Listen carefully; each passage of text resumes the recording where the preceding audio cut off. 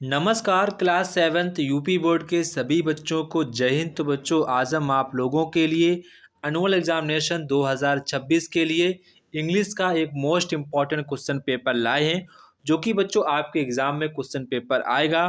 तो सभी बच्चे इस क्वेश्चन पेपर को अच्छे प्रकार से तैयार कर लेना है, ताकि आपके एग्जाम में अच्छे मार्क्स आ सकें। तो बच्चों, यहाँ पर आपका जो पहला क्वेश्चन है, निम्न गद्यांश को पढ़कर नीचे लिखे गए प्रश्नों के उत्तर आपको अंग्रेजी में देने हैं। तो बच्चों, यहाँ पर आपको दिया गया है पैराग्राफ, मतलब कि आपको दिया गया है गद्यांश। तो यहाँ पर आपको पहले गद्यांश को पढ़ना है, फिर आपको क्वेश्चंस के आंसर देने हैं। तो पहला यहाँ पर आपका जो क्वेश्चन है, where did lived Rachna's uncle and aunty. तो रचना के जो अंकल और आंटी कहाँ पर रहते थे, वो यहाँ पर आपको बताना है।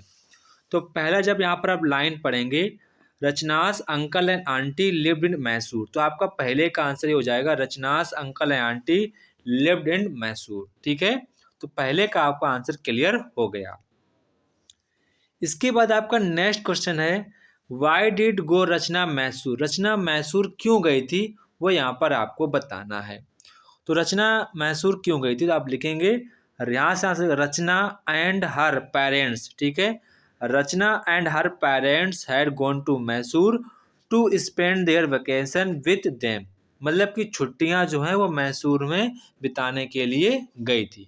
दूसरे का आंसर आपका ये हो जाएगा, यहाँ से ये लिखना है, फिर ये लिखना है, फिर आपको यहाँ तक ऐसे लिख देना है।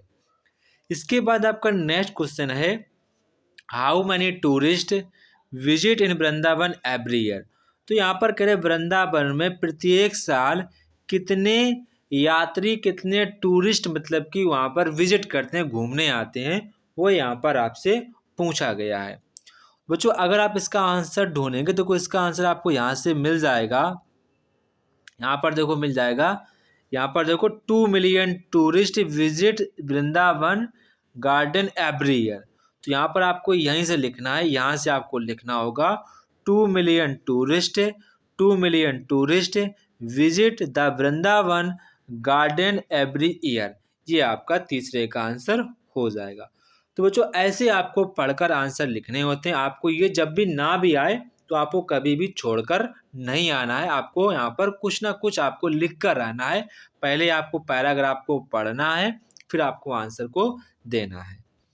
इसके बाद आपका नेक्स्ट यहाँ पर है, निम्न पद्यांश का आपको हिंदी में अनुवाद करना है। How do you like to go up in a swing, up in the air so blue, oh I do think it's pleasantest thing ever a child can do. तो इसको यहाँ पर आपको हिंदी में अनुवाद करना है। तो यहाँ पर आपका हिंदी में अनुवाद हो जाएगा, मैं तुम्हें झूले से ऊपर जाने, मैं तुम्हें झूले में ऊपर जाने कैसा लगता है, ऊपर नीले आकाश में, ओह मुझे लगता है कि यह सबसे सुखद चीज़ है जो एक बच्चा कभी कर सकता है। तो यहाँ पर आपको हिंदी में अनुवाद ऐसे कर देना है। अथवा में यहाँ पर आपसे कह रहे हैं कि अपनी पाठ्य पुस्तक से याद की गई आपको कोई 4 पंक्तियाँ लिखनी है, आपको पोएम लिखनी है। हमारे ख्याल से आपको यही हमेशा करना, कि ये काफ़ी ज़्यादा आपके लिए टफ हो जाता है, तो इसको आपको हमेशा छोड़ना है। हमेशा आपको यही वाला करना, आपको 4 लाइन की पोएम यहाँ पर आपको लिख देनी है। इसके बाद आपका नेक्स्ट यहाँ पर आपको किन्हीं 4 प्रश्नों के उत्तर देने हैं। Where goes Ganges begin its journey from. जो गंगा है अपनी जर्नी कहाँ से स्टार्ट करती है और कहाँ पर एंड करती है, वो यहाँ पर आपसे पूछा है। तो Ganga begins it's journey from Gomukh in the Himalayas. तो आपका जो गंगा है, Ganga begins it's journey Gomukh in the Himalayas. इसके बाद how it polythene dangerous for, जो आपकी पॉलीथीन है वो हमारे लिए डेंजरस क्यों है, वो यहाँ पर आपको बताना है। तो polythene is dangerous for us because it is a non biodegradable and cause pollution harming the environment and animal. ठीक है, मतलब जो आपकी पॉलीथीन होती है वो काफ़ी सालों के बाद मतलब कि वो गलती है, मतलब कि मिट्टी के अड़ू में बनते हैं। कम से कम 300 ईयर बाद पन्नी का मतलब कि थोड़ा सा विघटन चालू होता है, 300 साल बाद वो भी थोड़ा सा विघटन स्टार्ट होता है। तो इसीलिए जो पॉलीथीन होती है हमारे लिए काफ़ी ज़्यादा डेंजरस होती है। इसके बाद आपका नेक्स्ट है, what will little baby rest for some time. जो आपको छोटा बच्चा है वो कुछ टाइम के लिए रेस्ट क्यों करता है, क्या करता है, वो यहाँ पर आपको बताना है। तो the little baby will rest for some time its cradle, ठीक है, इट्स क्रेडल। इसके बाद अपन नेक्स्ट है, why was king king unhappy, राजा खुश क्यों था, क्योंकि उसके पास कोई संतान नहीं थी। बिकॉज ही वॉज चाइल्डलेस, उसके पास उससे कोई संतान बच्चा नहीं था। इसके बाद नेक्स्ट यहाँ पर है, when and where Chandrashekhar from one, मतलब चंद्रशेखर आज़ाद का जो जन्म हुआ वह कहाँ पर हुआ था, वो यहाँ पर आपसे पूछ रहे हैं। तो Chandrashekhar Azad was born on 23 जुलाई, ठीक है, 23 जुलाई 1906, 1906 को ये हुआ था। इनका भावरा, कहाँ पर हुआ था, भावरा विलेज में हुआ था, जो कि आपका एमपी में पड़ता है। कहाँ पड़ता है, एमपी में पड़ता है। और लास्ट टाइम इनको अल्फ्रेड पार्क में, मतलब कि इन्होंने अपने खुद को गोली मार ली थी, वो भी यहाँ पर आपको ध्यान रखना है, जो कि आपका अल्फ्रेड पार्क आपका इस टाइम में प्रयागराज में स्थित है। इसके बाद आपको नेक्स्ट यहाँ पर सेंटेंसेस को कंप्लीट करना है। तो पहला यहाँ पर आपको यहाँ पर ई लिखा है, तो उसमें आपका भरा जाएगा इनेमी, क्या भरा जाएगा, इनेमी भरा जाएगा, ठीक है। पहले वाले में आपका इनेमी भरा जाएगा, दूसरे वाले में यहाँ पर समझ नहीं आ रहा है। इसके बाद आपको यहाँ पर ये चीज़ें आप लोग मुझे, इसमें आपका भरा जाएगा कूल, क्या भरा जाएगा, कूल। बाकी ये वाला और ये वाला आप लोग मुझे कमेंट बॉक्स में कमेंट करके बताएंगे। इसके बाद आपका नेक्स्ट यहाँ पर है कि इन शब्दों को आपको सही क्रम में लिखना है। तो पहला ये आपका हो जाएगा, ये आपका हो जाएगा गंगा, जी यहाँ ये आपका हो जाएगा गंगा, ठीक है, ये आपका गंगा हो जाएगा। एंड दूसरा आपका हो जाएगा डबल आर, ये आपका हो जाएगा रिधवा, क्या हो जाएगा, रिध, डबल डी, तो इसमें आपका हो जाएगा R, R I, R I double D, double D नहीं, डी एच ए डब्ल्यू, ये आपका हो जाएगा।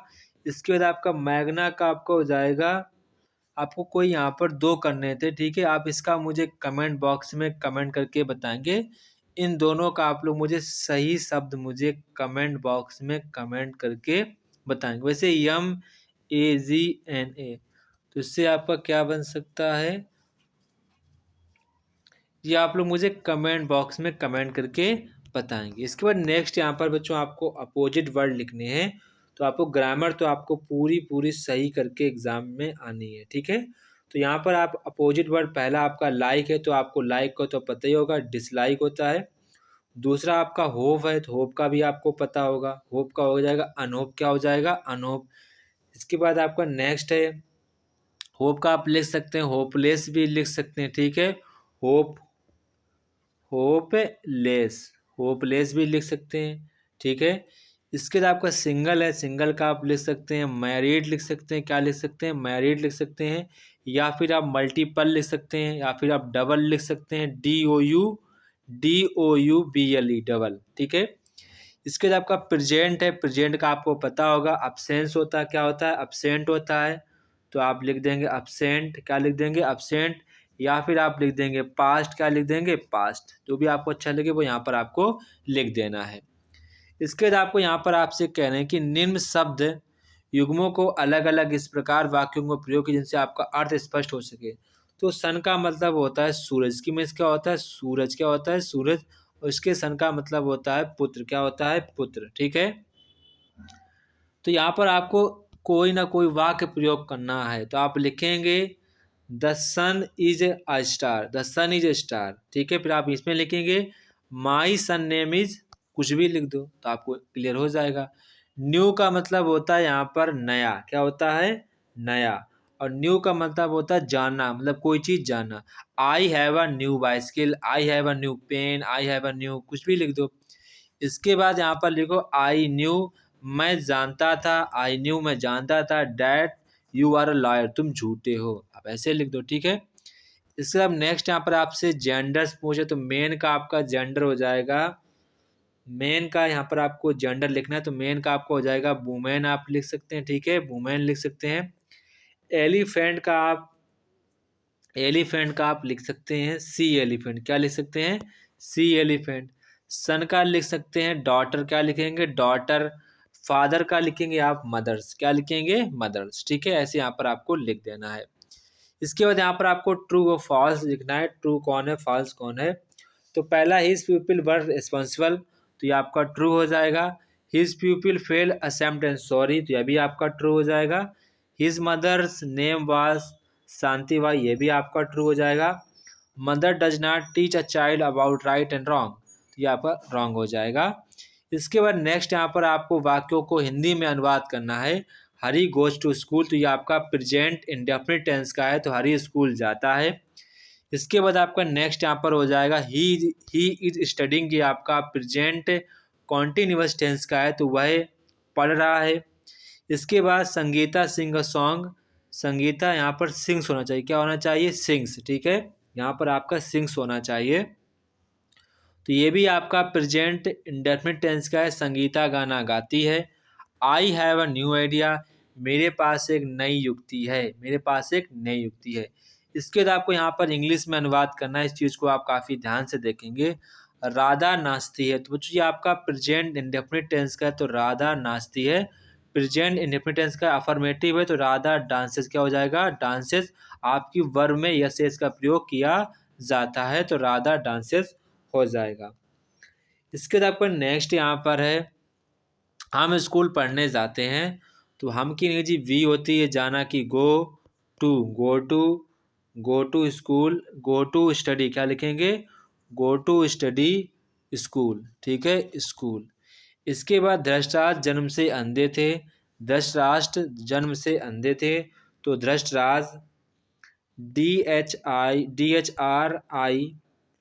DHRITRASHRA, धृतराष्ट्र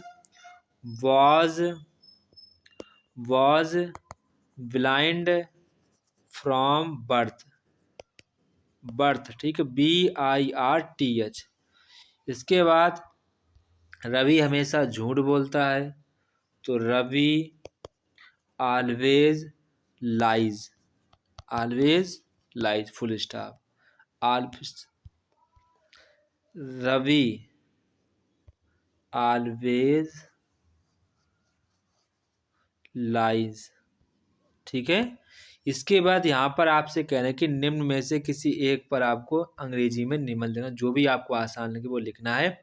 पर ध्यान रखना बच्चों, इस पर आप हेडिंग बना बना के लिखेंगे, हेडिंग पर कोई डालना है फिर बना बना के लिखना है। इस प्रकार इस पर आपको लिखने का ट्राई करना है, कटे ऐसे नहीं लिखना, लिखते जाओ ऐसे नहीं लिखना, हेडिंग डाल के लिखना है, इंट्रोडक्शन डालना है, पेरेंट्स वैल्यू डालना है, फिर लिखना है, आपको हेडिंग बना बना के लिखना है। तो जय हिंद बच्चों, फिर मिलते अपने नेक्स्ट वीडियो पर। तब तक कि आप सभी लोगों को जय हिंद। आप लोग मुझे कमेंट बॉक्स में कमेंट करके बताएंगे कि आपको नेक्स्ट पेपर किस सब्जेक्ट का चाहिए। तो जय हिंद बच्चों, फिर अब मिलते अपने नेक्स्ट वीडियो पर।